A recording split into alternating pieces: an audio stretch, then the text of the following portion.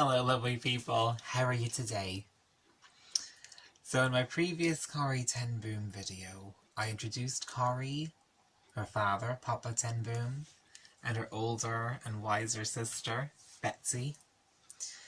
They were a family who lived in Holland during the Holocaust. Anti-Semitism was rife in Nazi Germany, and it quickly spread to Holland as well.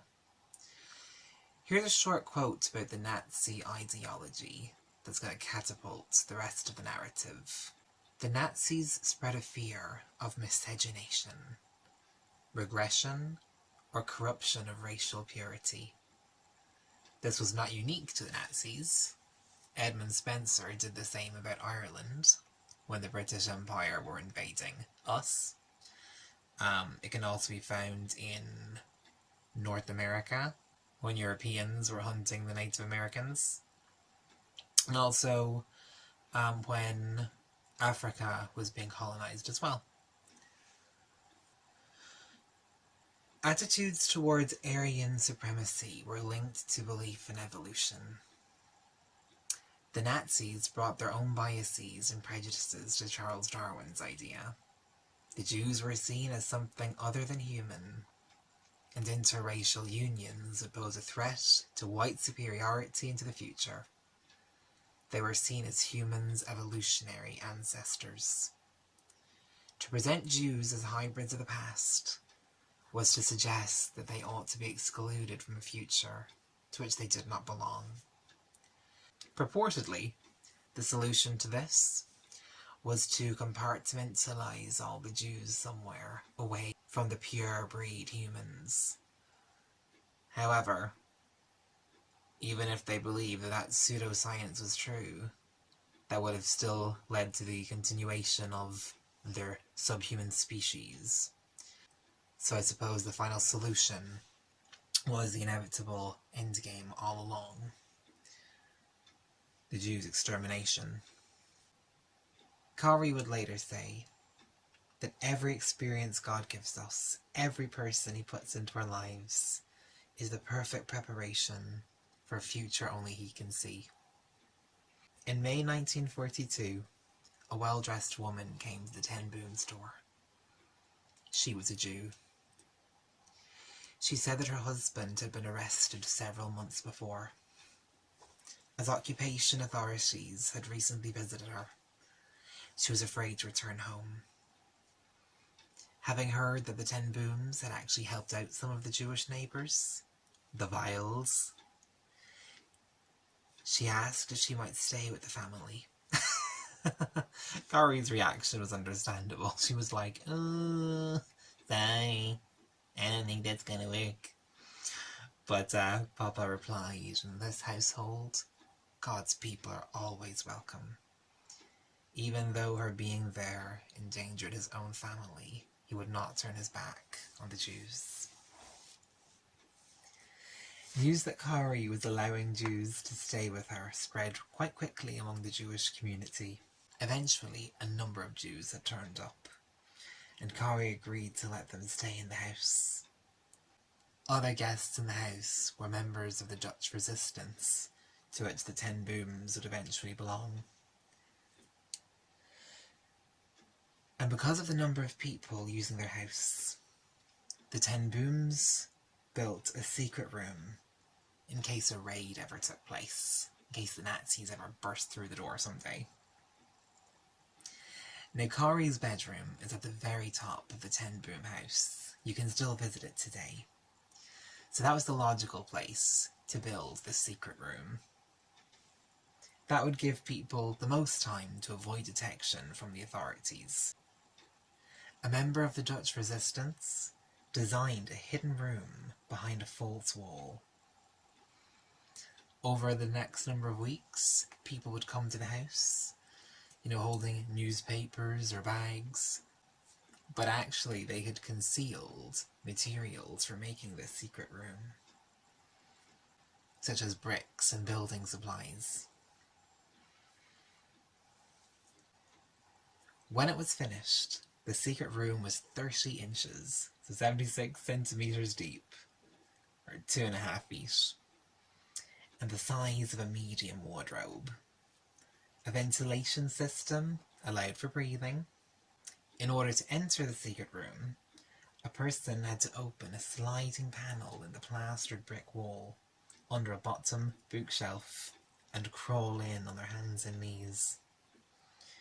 In addition, the family installed an electric buzzer for warning in the case of a raid.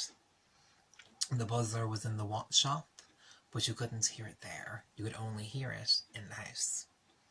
Among the people who sought asylum with the 10 booms were a young mother and her little baby. What's the problem with this scenario? Babies cry loudly.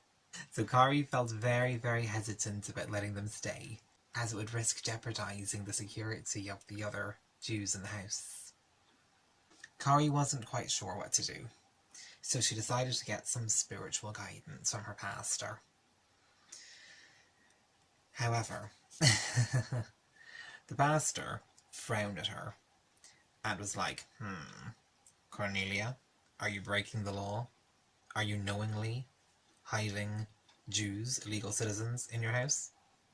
And rather than join the vigilante 10 booms, he rebuked them and denied the young mother and her baby asylum or help in their time of need. Papa 10 Boom, on the other hand, was disgusted. Now, he very seldom expressed anger or annoyance. He was a very mild-tempered man. Papa 10 Boom, on the other hand, took the baby in his arms and said that it would be his honour to lay down his life for this baby. The pastor turned on his heels and stormed off, and with little else to do, the 10 booms had the mother and child escorted to a truck farm to be taken care of there. However, the Nazi Gestapo came to the barn only weeks later. The infant and mother were never heard from again. Back at the 10 boom house, rationing was really beginning to impact everyone who dwelt there. The 10 booms provided kosher, so Jewish dietary food, for the Jewish refugees who stayed with them, and they honoured the Jewish Sabbath. They recognised it as a day in which people put aside their labour to spend more time with God and family. Now, the house was, and still is, large enough to cater for a number of people.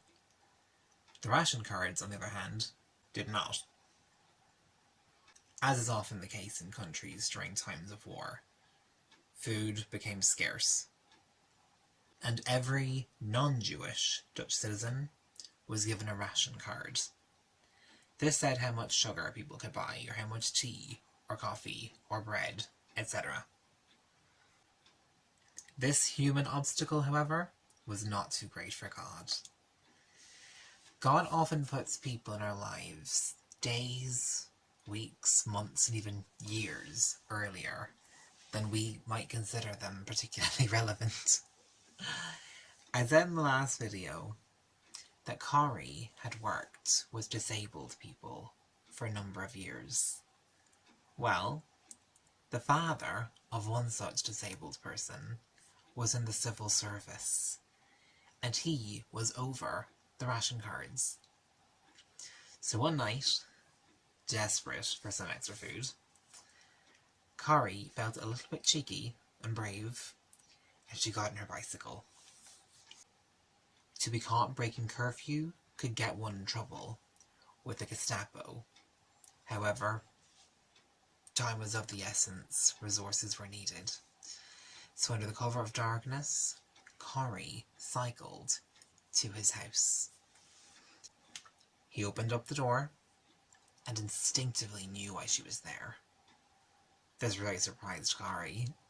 She was thinking, oh my goodness, has word got out? Or did God just tell him? But God was entirely in and behind the moment.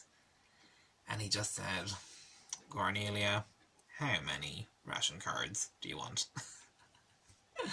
Corrie opened her mouth to say, 5. And instead, Holy Spirit spoke through her because our bodies are living vessels for God, and said 100. Corrie would never in her life have thought of being that cheeky and bold-faced, especially when she was breaking the law by breaking curfew, breaking the law by being involved in a ration card scam, and breaking the law by having Jews in her house. And the guy just looked at her and said, okay. And he gave her 100 ration cards. So not only was she able to provide for her family and the refugees in her house, but she was able to give one to every Jew she met, which is brilliant. Not everything was a smooth sailing in Dibea, however. One of the women that Corrie had taken in was a 76-year-old woman, Mary Ital, who was an asthmatic. While the 10 booms were practicing raid procedures in the house, for example, one of them would push the button in the watch shop, the alarm would go off in the house, and the Jews would have to hide their clothes, hide all their dinner plates, run all the way upstairs into Corrie's bedroom, and crawl into the secret room. That in and of itself was very difficult, and it took a lot of practice. For Mary Ital, it was near impossible. She struggled with breathlessness and didn't have the stamina for that. She wheezed continually and loudly, and began fearing that maybe her being there in the house would actually put the others in jeopardy. Because of course, in the case of a raid by the Nazis, if she had been found, the likelihood is there would have been a domino effect, and all the Jews would have been carted off to a concentration camp. So one day, one of Corrie's friends, Henk, a lawyer, decided that everyone in the house should cast a vote to decide if Mary should stay or go.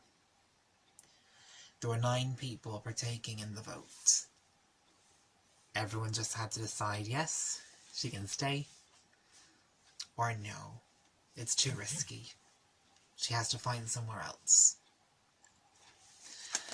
So everybody wrote down their vote, tore out a sheet of paper, gave it to Henk, and one by one, he read what people had said. Remember, yes means you can stay, no means you cannot stay. He read the first vote. It said yes, she can stay. He read the second vote. She can stay. The third and fourth votes said the same. Yeah, we don't want you to go, Mary. Stay put. Praise God. The fifth vote was the same as the previous 4. He read the 6th vote. Let's see, what's with this? Okay. The 6th one said she could stay. I knew she was counting in her hands. Okay, 3 more. The 7th vote came in. Said, don't leave us, Mary. Stay with us. You'll be alright. You'll be fine. Thank you. He read the 8th vote. And the 8th vote said, yes, you can stay. But then the 9th vote came in. And Hank picked up the vote to read it. And the fate of Mary Ital was decided. And you'll find out what they said in the next video.